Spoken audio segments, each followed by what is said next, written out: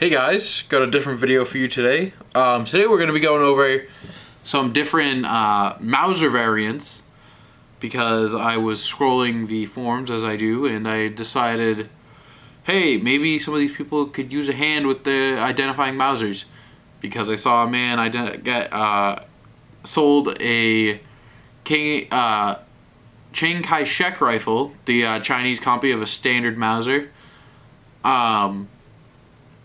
Yeah, he bought it thinking it was a K98, and then proceeded to send everybody pictures of the receiver and asking, what kind of German markings are these? So, yeah, I think we should go around, and first of all start with, not everything is a K98. Everything is a mauser, and possibly a 98 action, but not everything is a K98, even though these are all short rifles. So, we'll get into the first two, I guess, and we'll go from there on the similarities. This is going to be not really as put together as much as my videos usually are. Put together video. I'll kind of like go through the different variants and just explain the slight differences. So here, this is a FN 1924 model. This is their export model because FN decided they did not want to adopt these. This is actually, if I flip it around, this is a Chinese contract. Date of production is... Come on, focus. Well, I'll talk... Oh, there we go. 1932. So these are the actual Model 24s. I believe around 30,000 of these were imported to China. This is technically a 98 action, and by that, I can show you what I mean by that, and I'll show you on all the bolts. It's going to be 3 lugs, 2 in the front, and then 1 safety lug in the back with your extractor that flips around. These FN Mausers are actually, the Model 24s, the 30s are different, but the Model 24s are an intermediate action, so you could take this bolt, even though it's the same 98 action, you can't switch it between any of these, because these are all full-length receivers. Whereas this is they call it an intermediate action. Next, I guess we'll go to the Romanian contract, VZ24. Now this one does almost, you're getting there, you're getting close, you're closer. This is a full-size action, as I just said.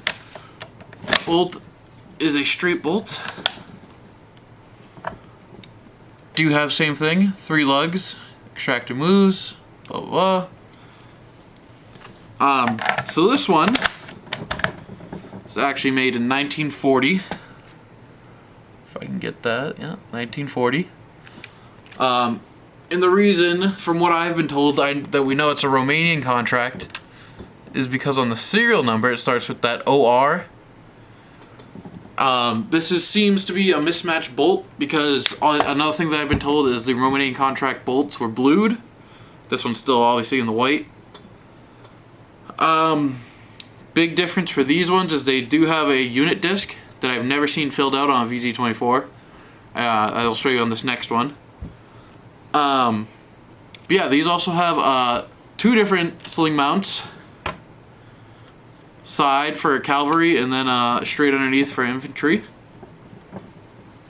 Bayonet, or bayonet lug is the same. These ones also have the finger grooves in the stock, and the barrel band is a screw-through type, so it actually comes through. And if you ever get one of these, good luck finding the screwdriver to take that out, because I have yet to find one. I had to make my own. But these also, as you can see here, have a recoil lug in the stock as well as in the receiver.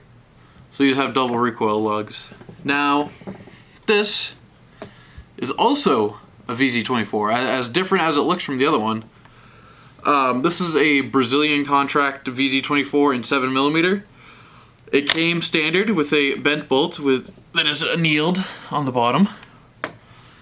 Same thing, 98 action, even though it's in a different caliber as well.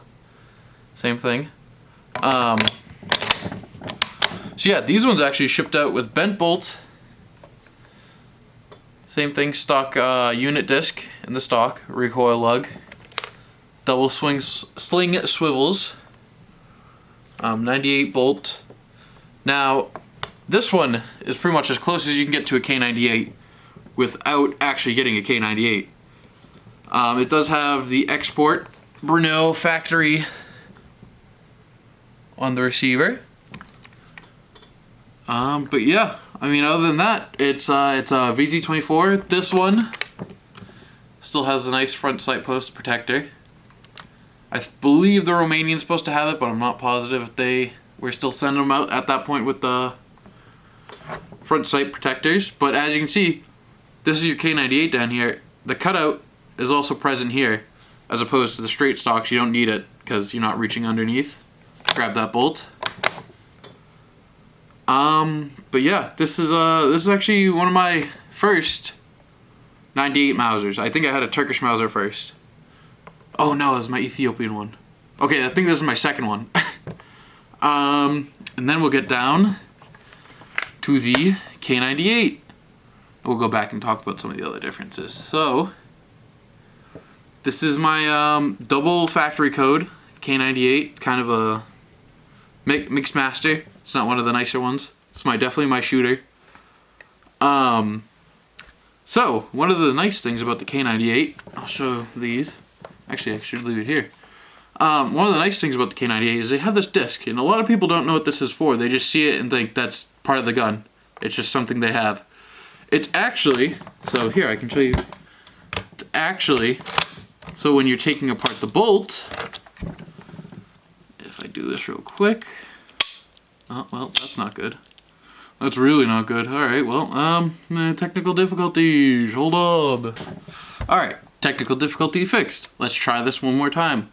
Flip lever up, pull out, bull side lever, set that down, pin right here, push that in and start spinning.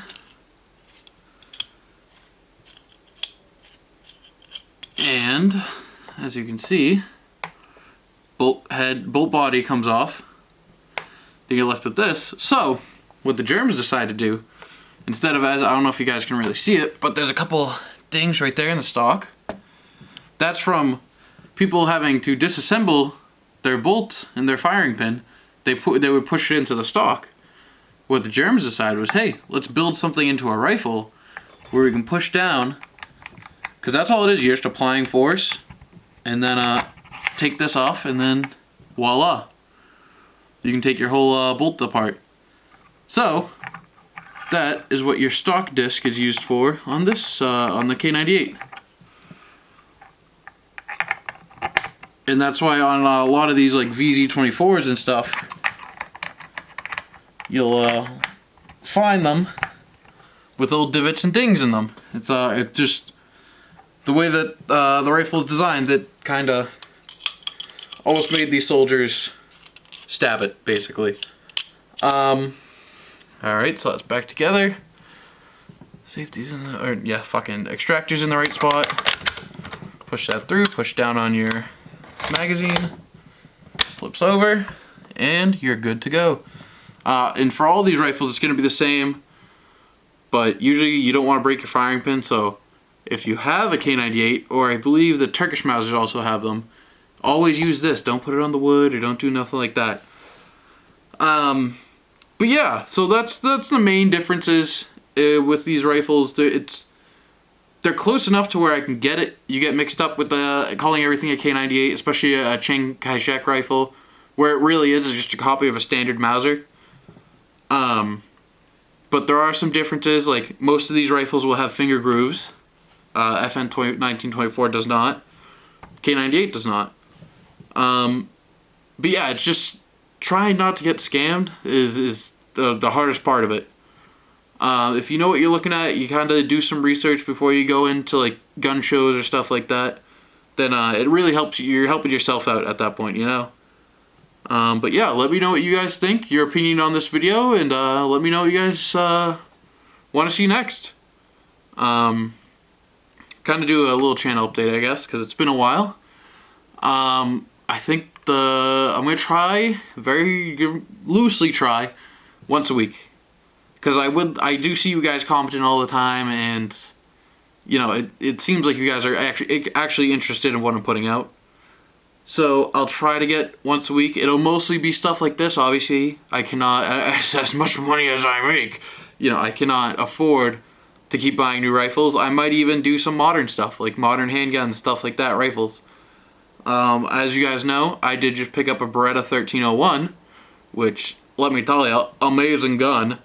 I could do a video on that. If you guys are interested in that, cool with that. Or if you want me to stick with the mauser, I can absolutely keep doing that. And it'll be little ideas like this, you know, something that it's almost informational, not like a review every time, because, like I said, can't keep up with that. And I would like to keep doing this. This is a lot of fun for me, and seems like some of you guys do enjoy it. But yeah, let me know what you guys think. Let me know what you want to see next, and I guess I'll catch you in the next one.